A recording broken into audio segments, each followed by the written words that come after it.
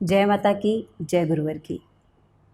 आज 7 जून 2022 भारतीय शक्ति चेतना पार्टी के 10वें स्थापना दिवस पर पार्टी के संस्थापक संचालक, हम सभी के आराध्य परम पूज्य योगी राज श्री शक्तिपुत्र जी महाराज के चरणों में कोटि कोटि नमन करते हुए भारतीय शक्ति चेतना पार्टी के समस्त कार्यकर्ता एवं समस्त देशवासियों को पार्टी के स्थापना दिवस की हार्दिक शुभकामनाएं। आज भारतीय शक्ति चेतना पार्टी का 10वां स्थापना दिवस है। इन 9 सालों में भारतीय शक्ति चेतना पार्टी ने समाज में अनीति, अन्याय, अधर्म के खिलाफ जमकर आवाज उठाई है। समाज में फैली विसंगतियों के खिलाफ आवाज उठाई है। हर वह मुद्दे जिससे समाज प्रभावित है, भारतीय शक्ति चेतना पार्टी आवाज बनकर के उभरी है। जनमानस की आवाज, आम जनता की आवाज, उनकी आवाज गरीबों की, असहायों की, असमर्थों की, जिनकी आवाज सत्तासीन बैठी हुई पार्टियां या विपक्ष की पार्टियां सभी कोई सुनने में असमर्थ हैं। भारतीय शक्ति चेतना पार्टी आज उन असहायों की आवाज बन करके उभरी है जो कहीं ना कहीं शोषित हैं, जो आजादी के 75 सालों बाद भी उन सुविधाओं से वंचित है जो उन्हें कब की प्राप्त हो जानी चाहिए थी। आज की जो पार्टियां हैं वह कोई भी हो, आजादी के बाद से जितनी भी पार्टियां बनी हैं, चाहे सत्ता पक्ष में रही हों, चाहे विपक्ष में रही हों, वह केवल और केवल समाज को बांटने की राजनीति करती रही हैं। वहीं अंग्रेजों के काल से चली हुई उनकी विचारधारा कि फूट डालो और राज करो। आज देश में जितनी भी पार्टियां हैं वह कहीं ना कहीं सांप्रदायिकता की बात करती हैं, कहीं ना कहीं जाति की बात करती हैं, लोगों को तोड़ने की बात करती हैं, मगर समाज को एकजुट करने की बात नहीं करती, देशभक्ति की बात नहीं करती। यदि समाज को, यदि देश को ऐसे ही टुकड़ों टुकड़ों में बांटा जाने लगा तो समाज उत्थान की ओर कैसे बढ़ पाएगा? समाज कैसे, भारत हमारा प्रगति विकास के पथ पर कैसे बढ़ पाएगा? आजादी के बाद से हमारा देश विकासशील बना रहा और आज तक विकास पूरी तरह से कर नहीं पाया। हमारे साथ ही, भारत देश के साथ ही उभरे कई ऐसे देश जो भारत देश के साथ जिन्होंने अपनी यात्रा शुरू की थी, वह आज देश में, विश्व में कहीं ना कहीं आगे बढ़ रहे हैं। मगर भारत में बैठी हुई सत्ताओं के कारण, देश में छुपे हुए गद्दारों के कारण आज भी हमारा देश उस ऊंचाइयों को प्राप्त नहीं कर पाया जिसकी कल्पना हमारे स्वतंत्रता संग्राम सेनानियों ने की थी, बलिदान देते वक्त की थी। भारत को विश्व गुरु बनाने की कल्पना की थी, भारत को विश्व का नेतृत्व करने की कल्पना की थी, मगर वह कल्पना आज भी केवल और केवल कल्पना ही बनी हुई है। और उसका सबसे प्रमुख कारण है कि आज देश में जितनी भी राजनीतिक पार्टियां हैं वह केवल और केवल अपनी सत्ता सुख के लिए कार्य करती हैं, वह केवल और केवल स्वार्थ की राजनीति करती हैं, वह तुष्टीकरण की राजनीति करती हैं। कोई किसी धर्म संप्रदाय की बात करता है, कोई किसी धर्म संप्रदाय की बात करता है। देश की बात करने वाली पार्टी कौन बनेगी? देश की बात करने वाली पार्टी आज भारतीय शक्ति चेतना पार्टी बनी है।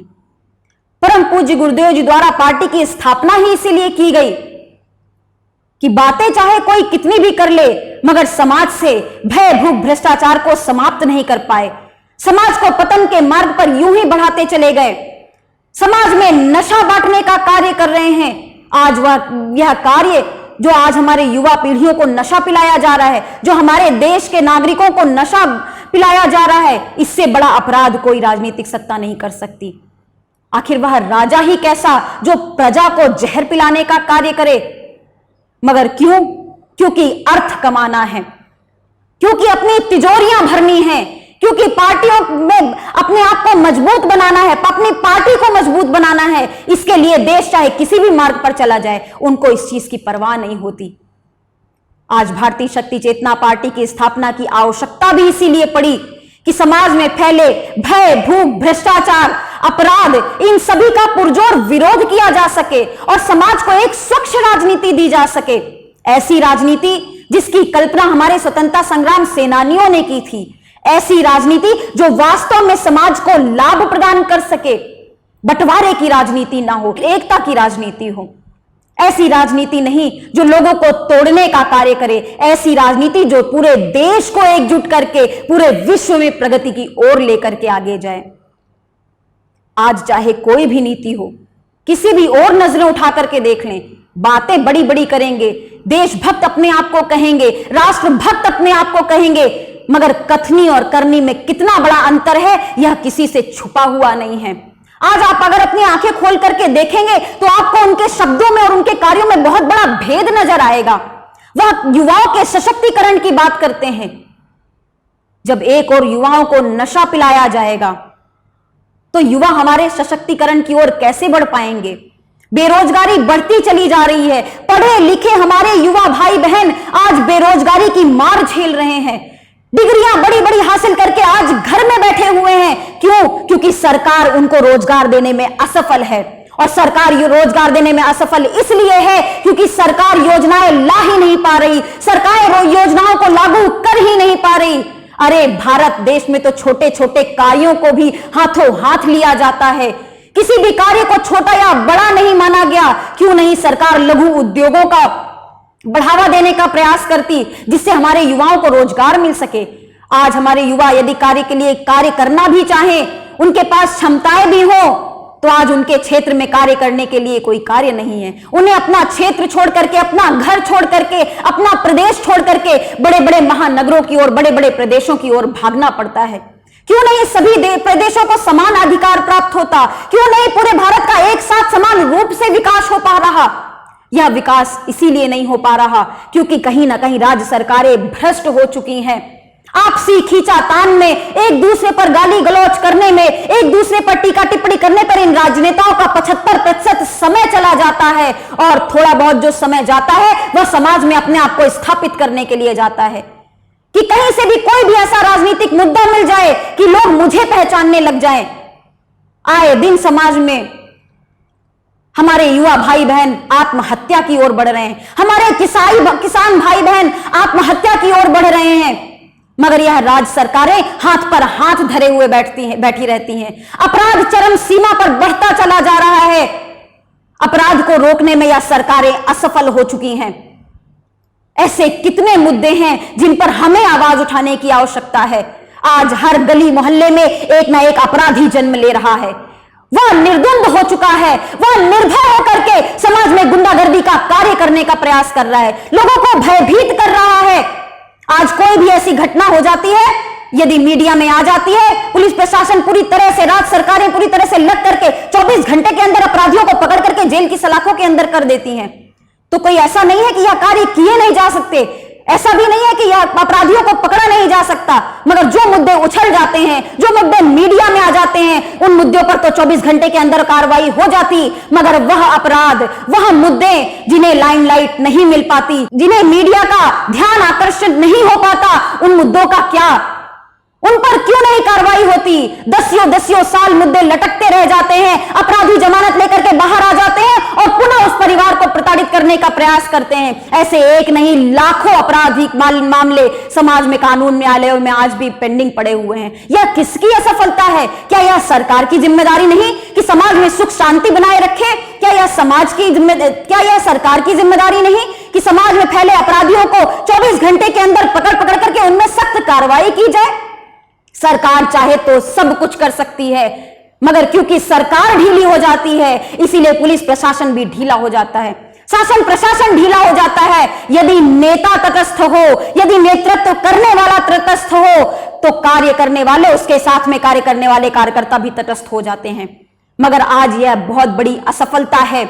नारियों के सशक्तिकरण की बात करते हैं, मगर यह किससे छुपा है कि दिन प्रतिदिन, जिस दिन भी अखबार खोल करके देखो, आए दिन हत्या और बलात्कार के, महिलाओं के मामले छपे पड़े रहते हैं। महिलाओं के सशक्तिकरण की आवाज उठाने की बात करते हैं, मगर उन महिलाओं का क्या जिनके पुरुष शराब पी करके सरकारी ठेके से आते हैं और घर में आकर के महिलाओं की इज्जत को तार तार करते हैं, उन पर मारपीट करते हैं, बच्चों को डराते और धमकाते हैं। कैसे नारी सशक्तिकरण हो पाएगा? कैसे महिलाओं को सुरक्षा मिल पाएगी जब घर में महिलाएं स्वयं ही सुरक्षित नहीं है? और आज तो सरकार ऐसे निर्णय लेने में होम बार खोलने की बात कर रही है। घर में आप बार खोलो, थोड़े से पैसे जमा कर दो, लाइसेंस ले लो और अपने घर में बार बना करके रखो, शराब की बोतलें रखो, उसे आपके घर के बच्चे भी पिए, उसे आपके घर की महिलाएं भी पिए और आप पी करके महिलाओं के ऊपर प्रताड़ना करें, आप पी करके घर पे आस पड़ोस में हंगामा करें, आप पी करके समाज में कहीं ना कहीं आप गलत रास्ते पर बने, अपराध के मार्ग पर बढ़े। यह नीति है सरकार की। इस नीति के माध्यम से चल करके यह समाज में परिवर्तन लाएंगे? घर घर में शराब खोल करके यह अपराध को समाप्त करने की बात करेंगे? आज 70 से 75% अपराध जो महिलाओं के खिलाफ होते हैं, उनमें केवल और केवल 70-75% शराब ही एक कारण है। नशे में धुत अपराधी को पता ही नहीं चलता कि वह कितना बड़ा अपराध कर रहा है, और इस हर एक अपराध की जिम्मेदार हमारी जो भी सरकारें होती हैं वह होती हैं। इसके खिलाफ में आवाज उठाने की आवश्यकता है। यह जो अनीति नया अधर्म चल रहा है, इस पर आवाज उठाने की आवश्यकता है। यह जो संप्रदाय धर्म जाति के नाम पर देश को बांटने का प्रयास किया जा रहा है, इस पर आवाज उठाने की आवश्यकता है। यदि हम और आप अगर आज जागरूक नहीं हुए तो यकीन मानिए यह मिल करके यह अपराधी मानसिकता के लोग, यह भ्रष्टाचारी राजनेता, यह देश में छुपे हुए गद्दार देश को पतन की ओर लेकर के जाएंगे, देश का कभी विकास नहीं कर पाएंगे। और इसका सबसे बड़ा उदाहरण हमारे सामने है। आजादी के बाद आज से 70-75 साल पहले भी क्या बात होती थी? हम पूरे देश को रोटी, कपड़ा और मकान दिलवाएंगे। रोटी, कपड़ा और मकान दिलाने की बात तब भी होती थी, आज से 20, 25, 30 सालों पहले भी होती थी, और आज भी केवल मुद्दे क्या है? हम समाज को रोटी, कपड़ा और मकान दिलाएंगे। मूलभूत समस्याएं लोगों को जल दिलाने की बात करते, ये हमारे मुद्दे आज बने हुए हैं। यदि वास्तव में ईमानदारी के साथ इन सत्ताओं ने कार्य किया होता तो क्या घर घर आज स्वच्छ पानी नहीं मिल रहा होता? क्या आज घर घर अच्छे मकान न बने हुए होते? आज भी हमारे गरीब भाई बहन झुग्गी झोपड़ियों पर रहते हैं, छत से पानी गिरता है। बरसात के समय में उनके घरों में जाकर के उनके घरों का हाल देखिए, जगह जगह से छत चू रही होती है, बेचारे एक कोने में पड़े होकर के अपने बरसात का मौसम काटते हैं। उन गरीबों असहायों की आवाज कौन बनेगा? उन गरीबों असहायों की आवाज हम और आप बनेंगे। उन गरीबों असहायों की आवाज भारतीय शक्ति चेतना पार्टी बनेगी। हमें आवश्यकता है आज जागरूक होने की, इनकी नीतियों को समझने की। जाति में बांट करके यह समाज को बांट देना चाहते हैं, यह समाज को समान अधिकार नहीं दिलाना चाहते, यह संविधान का पालन नहीं करते, यह संविधान का सम्मान नहीं करते। संविधान की धज्जियां उड़ती हैं। चुनाव के समय आप देखिए कैसे कैसे यह राजनीतिक पार्टियां हमारे अपने संविधान की धज्जियां उड़ाते हैं। एक एक चुनाव में करोड़ों करोड़ों रुपए पानी की तरह बहा करके वोटिंग के एक दिन पहले घर घर गांव गांव शराब और रुपए पैसे बांट करके वोट खरीदने का कार्य करते हैं। जो राजनेता पैसे बांट करके जीत हासिल करते हो, उनसे आप कैसे अपेक्षा करते हैं कि वह बिना भ्रष्टाचार किए आपके क्षेत्र के विकास का कार्य करेंगे? वह राजनेता जो स्वयं आपराधिक मानसिकता के लोगों से चारों तरफ घिरे हुए हो, रेत माफिया, शराब माफिया, गुंडे प्रवृत्ति के लोग जिनके आसपास हो, जिनका कारोबार गुंडे, जिनकी सत्ता केवल और केवल आपराधिक मानसिकता के लोगों के सहयोग से आगे बढ़ती हो, ऐसे लोग समाज में अपराध को कैसे समाप्त कर पाएंगे? आज हमारे देश में जितने भी सांसद और विधायक हैं, उनमें से 5000 प्रकरण कई लोगों के ऊपर अपराध के चल रहे हैं। आप स्वयं विचार कीजिए, जो स्वयं अपराधी हैं, जो स्वयं अपराध के चक्कर में जिनको जेल के पीछे होना चाहिए, वह खुलेआम समाज में आकर के चुनाव लड़ करके जीत करके पैसे के बल पर समाज का शोषण करते हैं, वह कैसे अपराध को समाप्त कर पाएंगे? वह नहीं कर पाएंगे। इसीलिए आज आवश्यकता है भारतीय शक्ति चेतना पार्टी की, हमारी और आपकी, कि हम मिलजुल करके एकजुट होकर के आज भारत की आवाज बने। आज वह आवाज बने जो सत्य और धर्म की आवाज हो, जो किसी को बांटने की आवाज ना हो, जो सभी को एकता के सूत्र में पिरो करके भारत को विश्व गुरु बनाने की आवाज हो। हमें और आपको आवाज बनना होगा। उन आजादी के स्वतंत्रता संग्राम सेनानियों की, जिनकी आवाजों को इन भ्रष्टाचारियों ने, इन अपराधियों ने, इन दंगाइयों ने, इन देशद्रोहियों ने आज तक दबा करके रखा है। हमें उनकी आवाज बननी होगी। और वह चाहते थे एक सुदृढ़ भारत, वह चाहते थे एक समृद्ध भारत, वह चाहते थे एक संस्कृतिवान भारत। आज किसी भी क्षेत्र में उठा करके देखें, भारतीय संस्कृति की धज्जियां, अरे जो अपनी संस्कृति को गौरव से ना उठा सके, जो गर्व से ना कह सके कि हम भारतीय हैं, वह क्या भारत की संस्कृति की रक्षा कर पाएंगे। आज कानून तो बहुत बने हुए हैं, आज योजनाएं भी आए दिन सरकार योजनाएं पारित करती हैं, मगर उन योजनाओं का लाभ कितने लोगों को मिल पाता है, उन योजनाओं पर कार्य कितनी ईमानदारी के साथ किया जाता है। यदि वास्तव में आप आंकलन करें तो जितनी योजनाएं बन चुकी हैं अभी तक, अलग से कोई नई योजना लाने की आवश्यकता ही नहीं पड़ेगी। सिर्फ जितनी योजनाएं भारत सरकार द्वारा अब तक बनाई गई हैं, उन योजनाओं पर 100% ईमानदारी के साथ यदि कार्य कर लिया जाएगा तो देश से महंगाई भी समाप्त हो जाएगी, देश से बेरोजगारी भी समाप्त हो जाएगी, देश की महिलाएं भी सशक्त हो जाएंगी, देश का युवा भी सशक्त हो जाएगा, देश का किसान भी सशक्त हो जाएगा, देश का मजदूर भी सशक्त हो जाएगा, देश का एक एक भारतीय नागरिक सशक्त और मजबूत हो जाएगा। केवल और केवल आवश्यकता है मजबूत आवाज उठाने की, और यही कार्य भारतीय शक्ति चेतना पार्टी द्वारा किया जा रहा है। हम राजनीति सत्ता सुख भोगने के लिए नहीं आए, हम राजनीति के माध्यम से समाज सेवा करने के लिए आए हैं, हम राजनीति के माध्यम से समाज सुधार करने के लिए आए हैं। और हमें पूरा विश्वास है, हमें अपनी ईमानदारी पर विश्वास है, हमें अपनी निष्ठा पर विश्वास है, हमें अपने देश के प्रति समर्पण पर विश्वास है, हमें अपने पार्टी के संस्थापक संचालक परम पूज्य योगी राज श्री शक्तिपुत्र जी महाराज पर विश्वास है कि हम इसी तरह से यदि ईमानदारी के साथ कार्य करते रहे तो एक ना एक दिन सफलता हमारे साथ अवश्य खड़ी होगी। हम हार जीत के विषय में विचार नहीं करते, हमारे पास खोने के लिए कुछ भी नहीं है। हम मान सम्मान से ऊपर परे जीवन जीते हैं, हम हार जीत से परे जीवन जीते हैं। हमारे पास खोने के लिए कुछ भी नहीं है, केवल और केवल समाज को प्रदान करने के लिए है। हम समाज में रचनात्मक कार्य करना चाहते हैं। हम किसी जाति भेद धर्म भेद को छुआछूत को नहीं मानते, हम भारत और भारतवासियों को एक मानते हैं और उनकी आवाज बन करके अनीति अन्याय अधर्म के खिलाफ तब तक आवाज उठाते रहेंगे जब तक ईमानदारी से सत्ता पक्ष कार्य नहीं करती। या तो वह सुधर जाए, या तो भारतीय शक्ति चेतना पार्टी अपनी नींव धीरे धीरे करके मजबूत कर रहा है। आज समाज का जितना बड़ा समर्थन भारतीय शक्ति चेतना पार्टी को प्राप्त हो रहा है, यह निश्चित रूप से हमारे कार्यकर्ताओं की एक बहुत बड़ी सफलता है। हम यदि एक व्यक्ति में भी परिवर्तन लाते हैं, हम यदि एक व्यक्ति को भी समाज सुधार की दिशा की ओर बढ़ाते हैं, हम यदि एक छोटा सा भी कार्य भारत राष्ट्र के निर्माण के लिए अच्छा करते हैं, तो वह हमारी भारतीय शक्ति चेतना पार्टी की सफलता है। हम यदि किसी एक भी गरीब को न्याय दिलाने में अपनी पार्टी की आवाज से सफल हो जाते हैं, उस दिन हम जश्न मनाते हैं। हम यदि एक भी किसी भी गरीब असहाय असमर्थ की सेवा करने में सफल हो जाते हैं तो भारतीय शक्ति चेतना पार्टी जश्न मनाती है, क्योंकि वही हमारी सफलता है। हम हर चेहरे पर मुस्कान देखना चाहते हैं, हम सभी को एक साथ लेकर के आगे बढ़ना चाहते हैं, हम सभी के जीवन में सकारात्मक रचनात्मक परिवर्तन चाहते हैं। हम नहीं चाहते कोई दंगों की आग पर झुलसे, हम नहीं चाहते कोई तीर तलवार लेकर के एक दूसरे को काटने और मारने का कार्य करे। हम चाहते हैं सभी एकजुट होकर के केवल और केवल देश निर्माण की बात करें, केवल और केवल समाज निर्माण की बात करें और भारत को पुनः विश्व में नंबर 1 पर स्थापित करने की बात करें।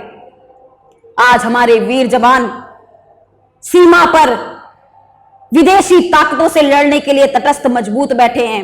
वे परवाह नहीं करते, सर्दी गर्मी चाहे जैसा भी मौसम हो, 45 डिग्री टेम्परेचर हो चाहे -35 डिग्री टेम्परेचर हो, हमारे सैनिक सेना के जवान तटस्थता से मजबूती से देश की रक्षा के लिए खड़े हैं।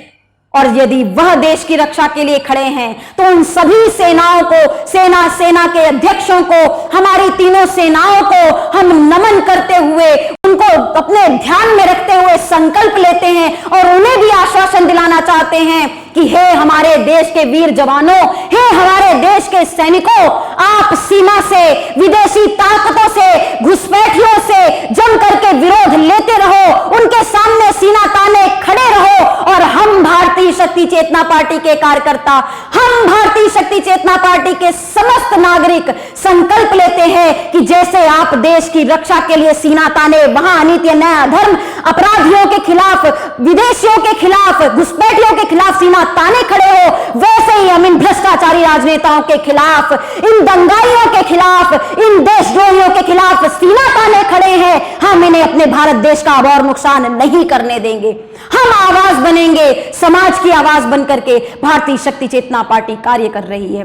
इन 9 सालों में भारतीय शक्ति चेतना पार्टी ने जनता की आवाज को सुना है, घर घर जाकर के लोगों की समस्याओं को सुना है, उनकी समस्याओं का निराकरण किया है, उनकी आवाज बनकर के उन्हें न्याय दिलाने का कार्य किया है। और यूं ही हमारी भारतीय शक्ति चेतना पार्टी के कार्यकर्ता दिन रात लगा करके सामाजिक मुद्दों पर रैली निकाल करके, ज्ञापन सौंप करके अपनी आवाज उठा रहे हैं और आगे भी उठाते रहेंगे और तब तक उठाते रहेंगे जब तक यह सत्ता पक्षों की कानों में आवाज नहीं पहुंच जाती, जब तक यह वास्तव में समाज सेवा के लिए कार्य नहीं करते। और हमें इनसे उम्मीद नहीं है। हमें तो पता है कि जिस तरह के यह अधर्मी है, जिस तरह के यह अन्यायी है, जिस तरह के यह स्वार्थी है, यह कभी देश हित का कार्य नहीं कर सकते। इसीलिए हम स्वयं को तैयार भी करते जा रहे हैं कि जब कभी हमारा समाज हमारे साथ उठ खड़ा होगा, जब कभी हमें मां भारती की सेवा करने का सौभाग्य प्राप्त होगा, हम सत्ता में भी बैठ करके समाज के सुधार के लिए जैसे भी जो भी निर्णय हो सकते हैं वह लेने में हम कभी भी देर नहीं करेंगे। आज भारतीय शक्ति चेतना पार्टी के लिए बहुत ही गौरव का दिन है।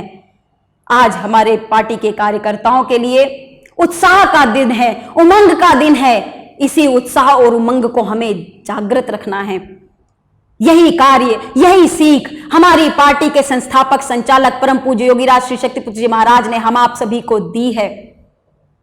जैसे उन्होंने अपना सर्वस्व जीवन समाज के लिए, अपनी तप, त्याग, तपस्या, अपना रोम रोम समाज के लिए समर्पित किया है, वैसे ही हमें भी उसी निष्ठा के साथ, उसी लगन के साथ, उसी धैर्य, धर्म और पुरुषार्थ के साथ अपनी भारतीय शक्ति चेतना पार्टी के कदम धीरे धीरे करके आगे बढ़ाने का प्रयास करना है। और यकीन मानिए, उनकी ऊर्जा के साथ, उनके आशीर्वाद के साथ, उनके दिशा निर्देश पर चल करके हम एक ना एक दिन सफलता को अवश्य प्राप्त करेंगे। और अंत में इस समस्त देशवासियों का मैं आह्वान भी करती हूं कि आप आगे आएं।